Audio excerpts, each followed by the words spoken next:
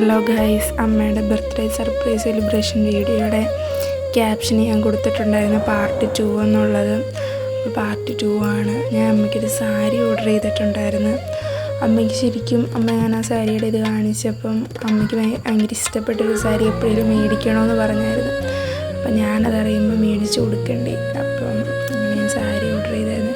സാരി എല്ലാവർക്കും അറിയാവുന്ന പീകോക്ക് സാരി ഇല്ലേ, അതാണ് വാങ്ങിച്ചത്.